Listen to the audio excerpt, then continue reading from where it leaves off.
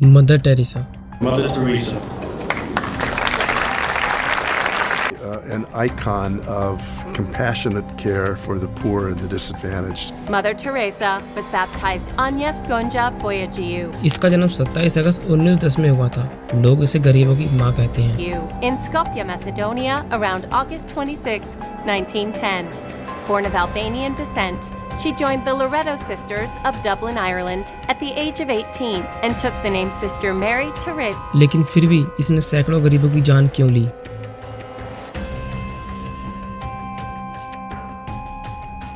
इसने गरीबों के लिए अनाथ आश्रम बनवाए, हॉस्पिटल्स बनवाए, लेकिन फिर भी ये उनमें लोगों को मरने के लिए क्यों छोड़ दिया करती थी?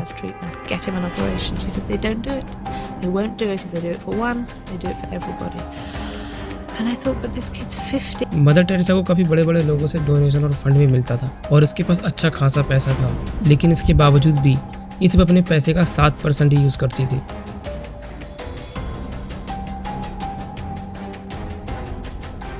क्या मदर टेरेसा एक ईविल थी?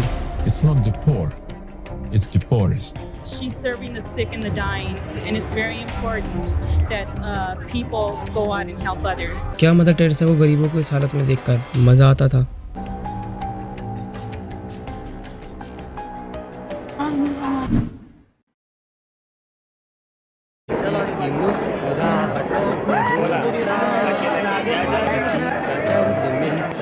मदर टेरेसा 1929 में भारत आई और जब वो भारत आई तो इसको भारत की गरीबी देखी नहीं गई और फिर इन्होंने ठान ली चेंज आने की और फिर 1950 में द मिशनरी ऑफ चैरिटी नाम से एक संस्था चलाई और फिर वो इसी काम से पूरी दुनिया में फेमस हो गई और बस इसी काम से मदर टेरेसा को पूरी दुनिया से अवार्ड मिलने लगे।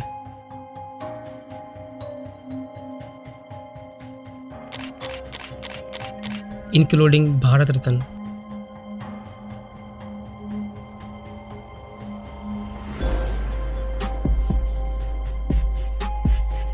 मदर टेरेसा को पूरी दुनिया से न केवल डोनेट होता था बल्कि मेडिसिन सप्लाईज भी भेजी जाती थी और इन सब के बावजूद भी वो गरीबों का इलाज नहीं करती थी और जिन बच्चों की मेंटल हालत ठीक नहीं होती थी उनको ये रस्सी से बांध दिया करती थी। मदर टेरेसा का कहना था लोग जितना दर्द सहेंगे वो उतना अपने ईश्वर के करीब होंगे।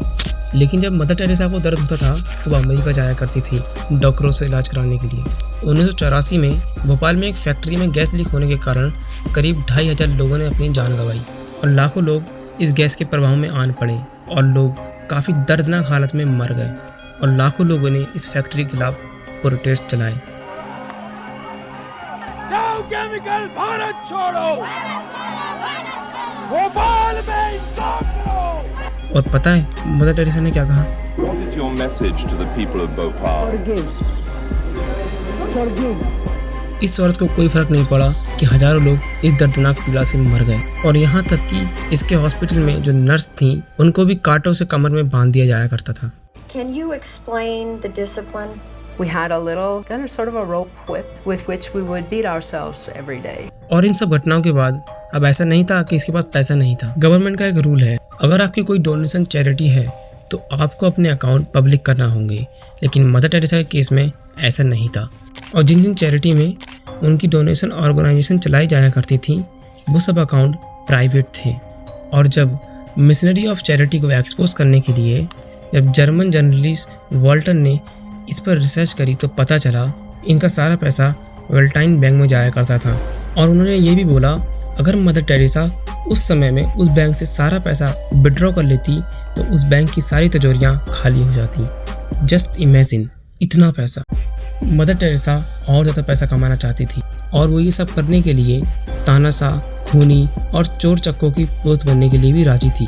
और ऐसा ही एक बिजनेसमैन था चार्ल्स किटली जिसने मदर टेरेसा को $1.2 मिलियन डोनेट किए और मदर टेरेसा ने चार्ल्स का प्राइवेट जेट भी यूज़ करे। लेकिन शॉकिंग बात यह है चार्ल्स की टीम ने उस time one of the biggest scam को अंजाम दिया था। Just imagine. Mother T also accepted over $1 million from Charles Keating, whose junk bond debacle caused more than 21,000 old folks to lose their life savings. जिस औरत को भगवान का दर्जा दिया जाता हो उसकी ये हरकत। मदर टेरेसा दुनिया भर में ढंढोरा पीटती थी कि मैं गरीबों की मदद करती हूँ और दूसरी तरफ वो उस इंसान से पैसे मांगती थी जिसने गरीबों का पैसा चुराया है। मदर टेरेसा जो भी हो लेकिन इसे संत का दर्जा नहीं दिया जाना चाहिए।